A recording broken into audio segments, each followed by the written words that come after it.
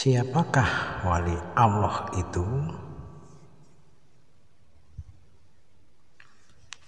Ala inna awliya Allahi la khaufun alaihim walahum yahzanun alladzina amanu wa kanu yattaqun. Ingatlah ya, sesungguhnya wali-wali Allah itu tidak ada kekhawatiran terhadap mereka dan tidak pula mereka itu bersedih hati, yaitu orang-orang yang beriman dan mereka selalu bertakwa. Ini terdapat di dalam Quran surat Yunus ayat 62 dan ayat 63.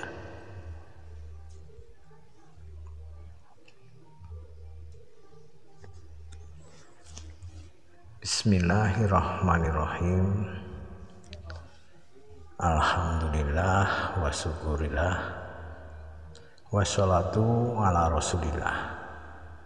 Allahumma sholli ala sayyidina wa maulana Muhammadin wa ala alihi wa sahbihi ajmain.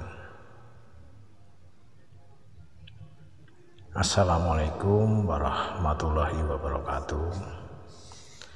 Alhamdulillah, sobatku roh ilahi yang dirahmati Allah Subhanahu wa Ta'ala.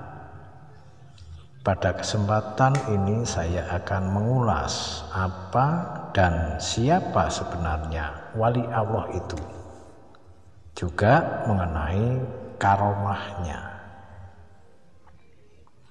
Kalau kita bedah secara bahasa ya, cara bahasa ini, wali itu memiliki pengertian yaitu al-qorib, yang artinya dekat. Nah, sedangkan yang dimaksud wali Allah adalah berarti orang yang beriman, yang seakan-akan mereka itu dekat dengan Allah. Itulah yang dinamakan dengan wali Allah ya, karena selalu melakukan ketaatan dalam menjalankan perintah-perintah Allah dan menjauhi maksiat atau menghindari perbuatan-perbuatan yang dilarang oleh Allah. Bukan Allah sendiri ya, bahkan ya Allah sendiri telah memberikan penafsiran mengenai sebutan wali Allah ini ya, dengan pengertian mereka itu adalah orang yang beriman dan bertakwa. Nah, simpel kan ya, simpel sekali itu kan ya. Allah menyebutnya orang yang beriman dan bertakwa, itu wali Allah. Jadi bisa siapapun orangnya, bisa saja diangkat menjadi Allah, wali Allah ya, diangkat menjadi wali Allah sepanjang mereka itu memenuhi persyaratan tadi, yaitu orangnya yang beriman dan bertakwa. Nah, ini firman Allah loh ya, ini merupakan firman Allah, bukan buatan manusia, bukan ya. Ini bukan juga ucapan saya, bukan, ataupun perintah-perintah dari kiai ataupun ustadz, bukan. Tapi ini perintah langsung ya, firman dari Allah secara langsung menyatakan bahwa seorang wali Allah itu adalah orang yang beriman dan bertakwa. Allah sendiri yang telah menentukan kriteria persyaratan untuk seseorang itu hingga dia bisa disebut ya, menjadi wali Allah, yaitu mereka yang beriman dalam hal-hal yang diimani dan mereka yang bertakwa dengan menjauhi segala maksiat terhadap Allah Subhanahu wa Ta'ala. Nah, di sini saya akan mengutip satu penjelasan dari Imam Asy-Syaukani ya dalam Fathul Qadir ya. Syekh Abdurrahman bin Nasir Asy-Sa'adi ini berkata, setiap orang yang beriman dan bertakwa dialah yang menjadi wali Allah. Penjelasan ini terdapat di dalam kitab Taisir ya, Tafsir Al-Karimir Rahman. Ini di halaman 368. Ya. Anda bisa membuka-buka kitabnya itu ya. Nah, dari penjelasan ini saja kita bisa menyimpulkan bahwa siapapun itu akan bisa menjadi wali Allah selama dia itu beriman dan bertakwa. Dan yang terpenting ini saudaraku ya, gelar wali Allah itu bukanlah gelar yang diberikan dari manusia, atau bukan pula kemudian jika ada seseorang yang bisa membuat hal-hal yang di luar akal kita, bisa membuat orang takjub karena kehebatannya, kemudian banyak orang yang menyebutnya sebagai wali. Itu jangan salah itu ya. Ini kan jadi salah kaprah sobatku ya. Salah kaprah ini ya. Padahal sudah jelas-jelas ya, Allah itu menyatakan yang mengangkat seseorang sebagai wali Allah itu adalah dari pengakuan Allah Subhanahu wa Ta'ala sendiri ya, bukan manusia. Tapi di masa sekarang ini begitu mudahnya orang-orang itu mengangkat dan menyebut seseorang itu atau ulama ataupun orang alim yang memiliki keanehan sebagai seorang wali. Aduh, subhanallah. Dan yang terpenting sekarang ini, marilah sebagai sesama muslim ya, ayolah kita bersatu menyatukan visi untuk kembali kepada Al-Quran dan hadis. Kita tidak usah lagi bersikap bahwa pendapat kita lah yang paling benar. Marilah kita saling menjaga silaturahmi, menjalin kekuatan ukhuwah, serta membina persaudaraan dan kesatuan umat ya, agar tercipta suatu ketentraman dan kedamaian.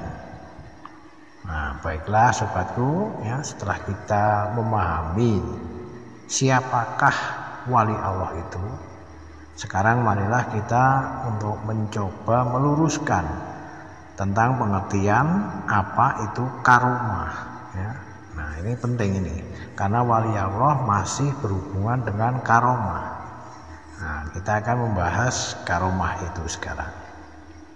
Kembali saya akan mengutip dari sebuah pemikiran dari Syekh Sholeh Al-Fauzan ini mengenai pengertian dari karomah itu.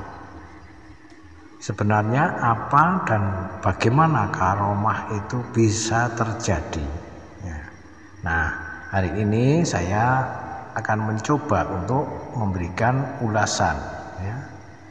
Karomah wali adalah perkara qawarihul adah, yaitu sesuatu hal yang di luar kebiasaan manusia, yang kemudian Allah jadikan pada diri sebagian walinya sebagai kemuliaan bagi mereka.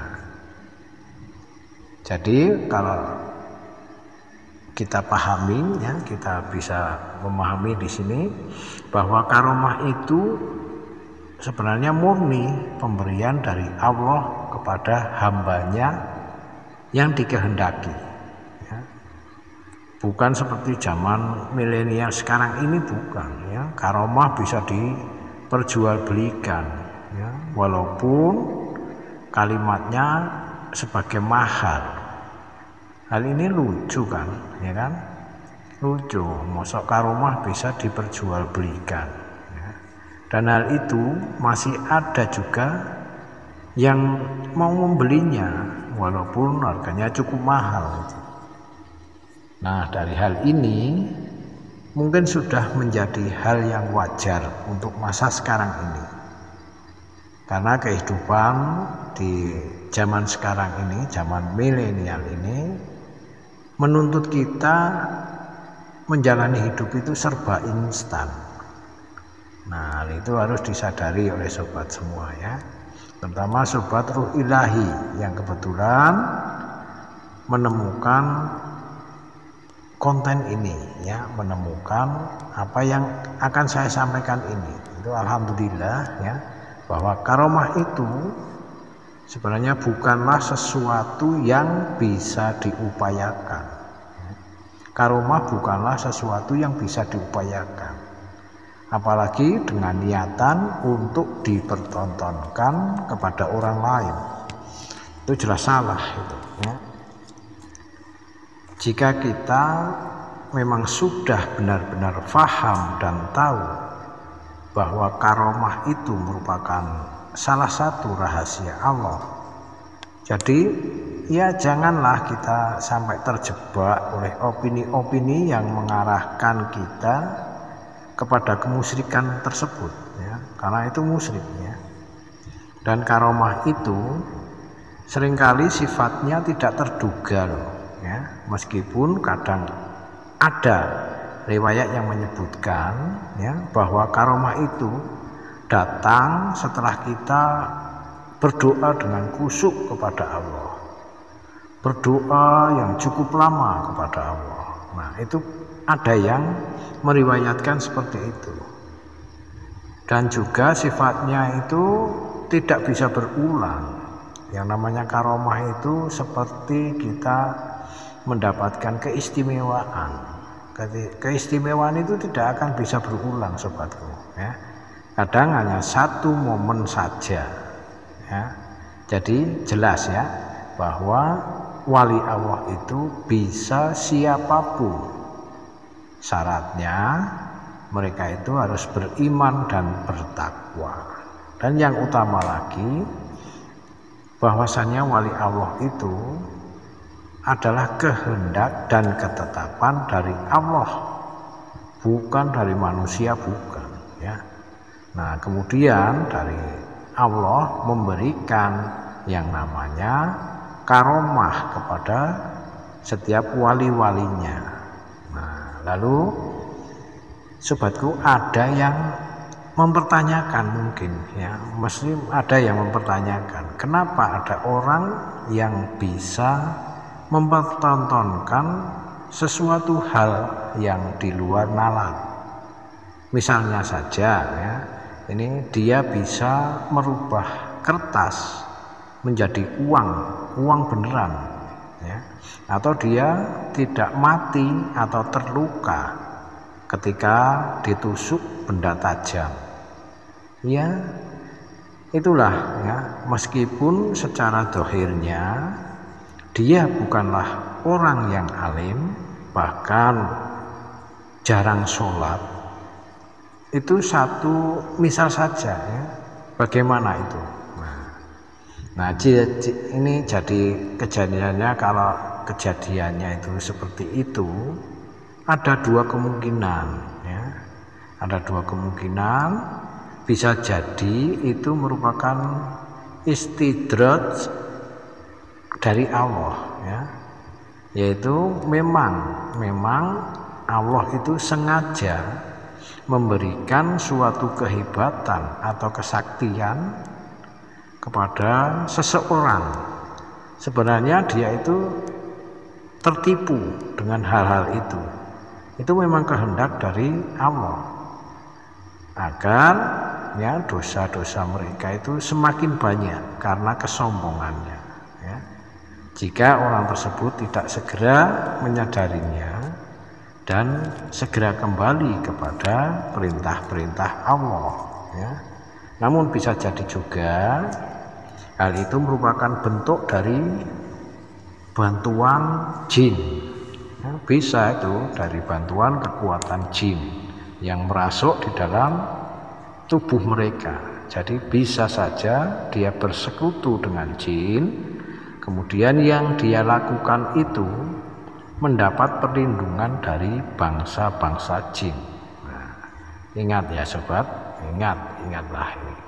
Ini perbuatan musyrik, ya, perbuatan syirik, merupakan dosa besar itu kepada Allah, ya.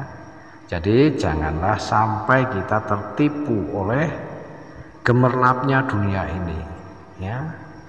Dunia ini merupakan tipu daya, ya, dengan cara-cara seperti itu, ya.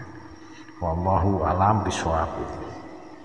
Nah, kita lanjut saja ya. Kita lanjut saja pada pembahasan kita tentang wali Allah dan karomahnya. Jadi karena wali Allah itu menurut Syekh Shalih Al-Fauzan itu tidak harus mempunyai karomah, itu tidak harus, dan tidak harus memiliki kekuatan sakti seperti yang dicontohkan tadi. Bukan harus seperti itu bukan, seorang wali bukan harus seperti itu, bukan. Dan sebaliknya ya sobatku, yang punya karomah itu belum tentu juga lebih mulia daripada yang tidak punya karomah sama sekali. Karenanya karomah itu lebih baik, ya, lebih baik dan lebih banyak itu terjadi di zamannya tabi'in, yaitu generasinya setelah para sahabat Nabi, daripada zaman sahabat itu, ya, pada saat zaman sahabat itu, karena memang imannya itu sudah lebih baik, ya, keimanan terhadap Tuhan itu sudah lebih baik. Karomah itu juga diberikan oleh Allah karena beberapa alasan tertentu. Hal tersebut, ya, Allah ingin manusia saat itu agar lebih meningkatkan keimanan serta ketakwaan mereka, ya. Ingatlah sobat roh ilahi, ya, para wali Allah itu mendapatkan karomah juga tanpa melalui ritual-ritual tertentu, tidak seperti itu. Apalagi kok seperti masa sekarang ini, di masa milenium ini, malahan ada yang begitu terbuka untuk membuka pendaftaran, ya, untuk belajar kesaktian ilmu wali Allah. Coba kita gunakan akal sehat saja, ya. Kita gunakan akal sehat kita, sobatku. Ini tidak benar, ini, ya. Ketahuilah saudaraku, ya, bisa jadi, ya, karomah itu muncul dari wali Allah sebagai bentuk ujian terhadap suatu kaum. Nah, kalau yang memperoleh ujian tersebut mengingkarinya, maka mereka akan mendapatkan bencana dari Allah, ya, mendapatkan azab dari Allah. Nah, selain adanya karomah, para wali Allah sering atau kadangkala melakukan hal-hal atau kejadian-kejadian di luar tabiat, ya. Hal tersebut bisa saja terjadi juga karena kehendak dari Allah semata, ya. Seperti halnya adanya mukjizat, ya. Mukjizat ini terjadi pada zamannya para rasul dan para nabi. Seperti halnya dengan karomah. Kalau karomah itu banyak terjadi, banyak diturunkan itu kepada para wali Allah, ya kan? Betul enggak itu? Nah, makanya ini ada lagi, ya, dan ini banyak terjadi di zaman sekarang ini, yaitu adanya tipuan setan. Ini sekarang sedang terjadi, ya, dan begitu marak di negara kita ini, Indonesia, ya. Saya kurang paham dengan yang terjadi di luar Indonesia sana. Dan akibat dari tipuan setan ini apa?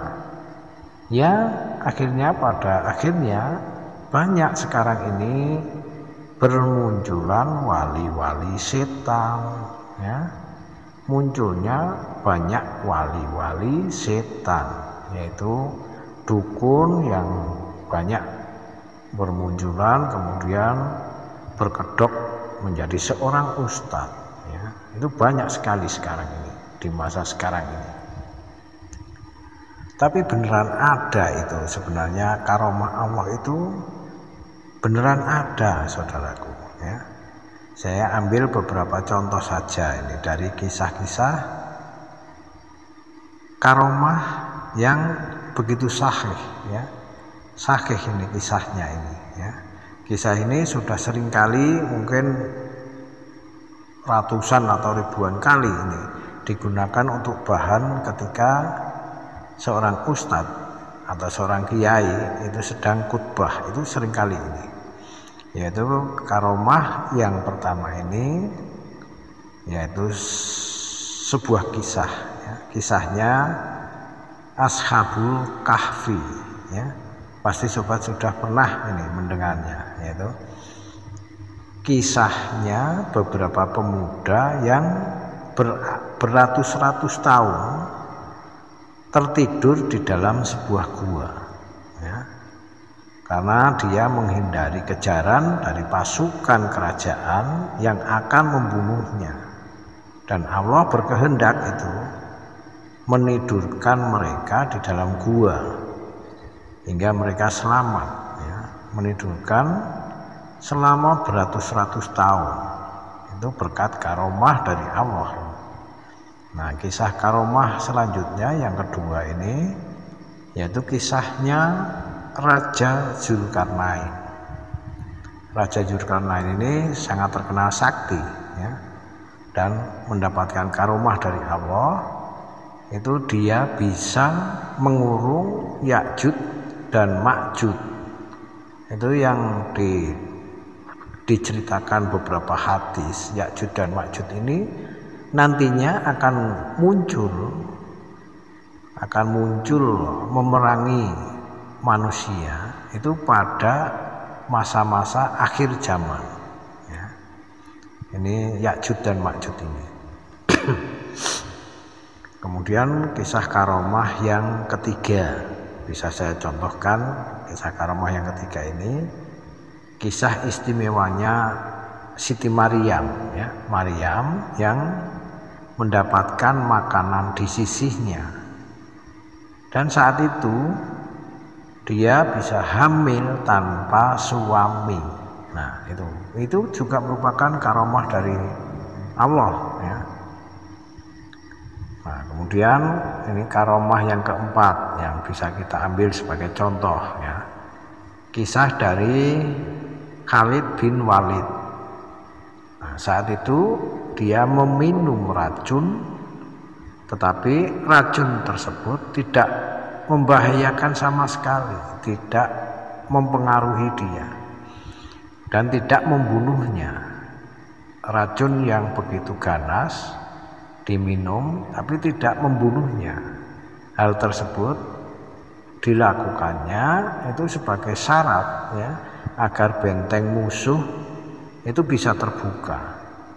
Nah, syaratnya begitu berat, tapi karena mendapatkan karomah dari Allah, makanya Khalid bin Walid bisa akhirnya membuka pintu benteng itu, pintu benteng musuh tersebut, ya. Kemudian saya ambil lagi kisah karomah yang kelima, ya. Yang kelima ini yaitu kisahnya Sa'ad bin Abu Waqqas. Ini bersama dengan rombongannya, pasukannya yang berusaha menyeberangi sungai Dajlah, ya. Menyeberangi sungai Dajlah. Dengan pasukan berkudanya tersebut, mereka tidak tenggelam. Bahkan